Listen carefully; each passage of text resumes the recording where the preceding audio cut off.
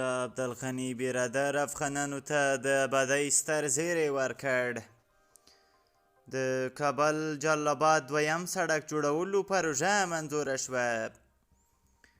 سلام ستړي مشئ د پښتو نیوز چینل محترمو لیدونکو، وخت مو بخیر. په مو کړئ تازه خو ډېر زیات مهم خبر ته.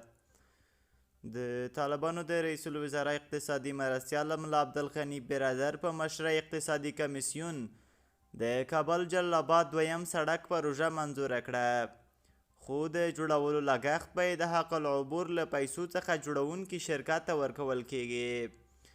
یاد کمیسیون ټولګټو وزارت ته لارښوونه کړې ترڅو دغه پروژه د ازادي داوطلبۍ له لارې اعلان ته وسپاري او د سړک جوړونې د ټولو معیارونو په نظر کې نیولو سره وړ شرکت انتخاب کړي.